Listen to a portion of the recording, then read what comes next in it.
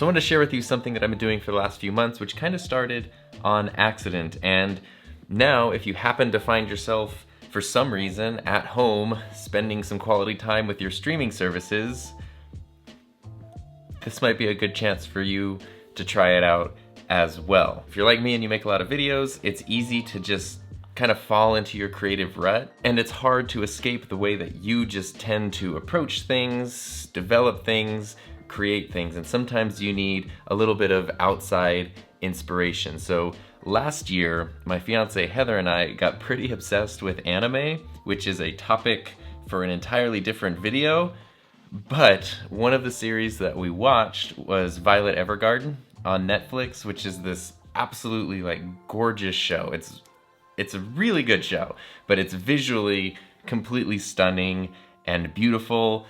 And one of the episodes later in the series starts with this scene. Should I point this way or is that way? With this scene. Most of the anti-peace forces that had invaded Catrigal have been defeated. Did you see that right at the beginning of the scene?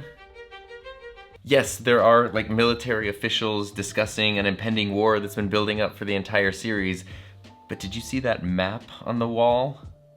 For some reason, that's the thing that stuck out to me the most. In this visually stunning show, a nearly static shot of a map on the wall jumped out like crazy, and I don't know why. It was something about just the way that it was paced, the way that an episode opens with just this static object and a slow camera push into it, mixed with the classical music of the soundtrack and then the voiceover of the characters.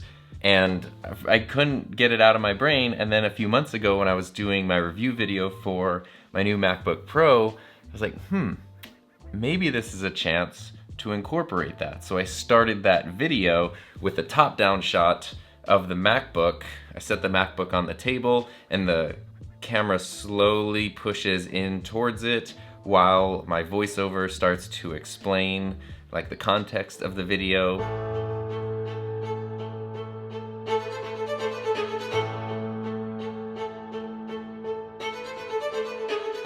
There has been a lot of interesting talk about the 16-inch MacBook Pro. For me, I've been using the same computer for the past 6 years. So why is this the one that made me want to upgrade? And then it transitions into a B-roll montage sequence thing.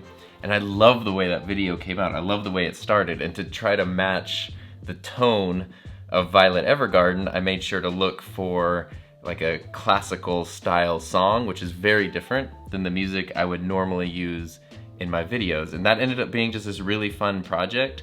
So if you watch my MacBook Pro review, you're not gonna be like, that's an anime, because why would you? That's completely insane. But I, on my own, wouldn't have thought about introducing the topic that way. I wouldn't have thought about using that music style, and I wouldn't have thought about just starting a whole video that way if I hadn't seen the beginning of that episode of Violet Evergarden.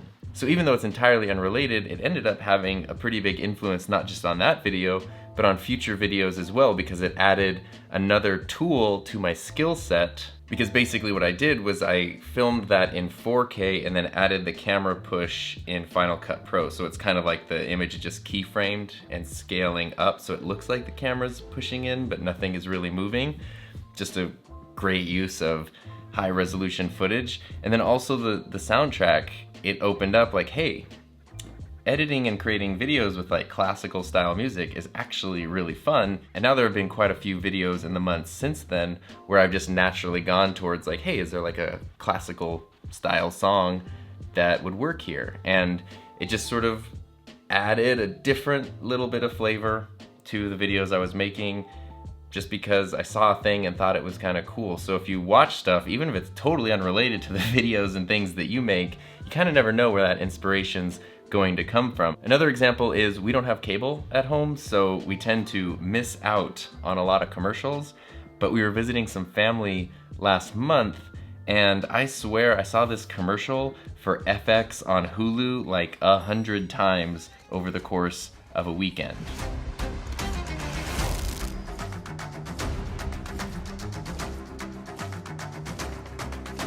So basically FX, the network, put out this huge marketing campaign to announce to its cable viewers that they are also available on Hulu. And they have this promo that they put together for that, which I thought was edited in such a cool way. Again, it kind of had like sort of classical-y music, but it was just like so fast, and the way the cuts were matching with the mood of the music, and like text would pop up, and then it had like this little frame of video covering like a big frame, and it was sort of transitioning between them with like these different sized frames that were matching the rhythm of the music.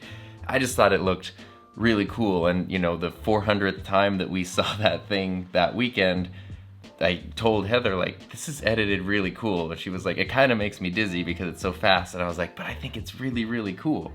And so it just kind of stuck in my brain of like, maybe there's a way to incorporate that style into a video at some point. And a few weeks later, I was making a video about that probe lens, which I really miss. And I want the probe lens back again because it was so great. But I wanted to start that video with a short little montage that showed the results from the lens, but also showed the lens being used because it looks so crazy on the front of the camera.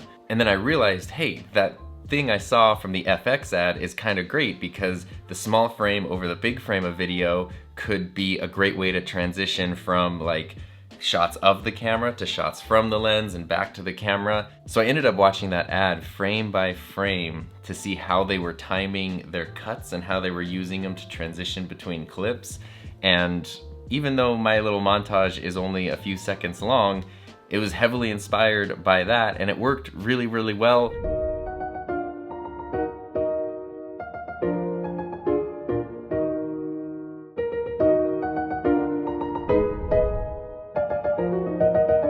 These are just two examples, but I think this happens all the time if you're open to it. As you're just observing things in the world, you can get these ideas and these inspirations that are going to like affect your work and get you out of, maybe break the habits that you're kind of stuck in. Because again, a network advertising itself on a streaming service is not where I would immediately turn for inspiration about how to edit a montage for a video about a probe lens for a camera.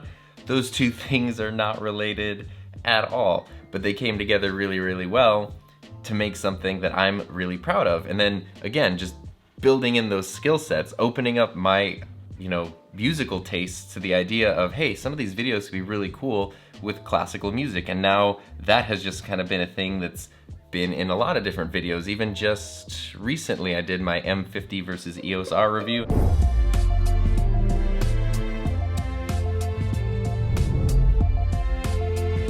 And the whole intro to that, and the main soundtrack has kind of a classical soundtrack because now that's one of the first places I'll go when looking for music. And of course, over time, those new styles can just kind of become the creative rut, but it's all about expanding your skill set so that your toolkit grows and grows, and you can pull on all these different things whenever you need them to make stuff that stands out and has a unique perspective and style to it. And it's also just really fun to do, so I highly recommend it anytime you're consuming any media, to just be open to inspiration, but especially if you find yourself with a little extra time consuming extra amounts of media lately, it's a great way to sort of spend that time. And some of you might know that I'm a high school digital media teacher, and currently we're out of school on a break, and so I've been posting videos to my classes online to kind of keep things going a little bit.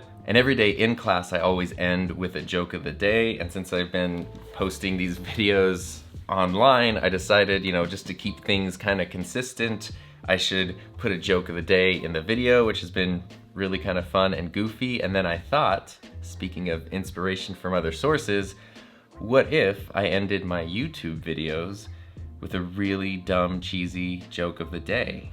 I think that's probably a pretty great idea. So, with that in mind, do you know what you call an unpredictable photographer? A loose cannon.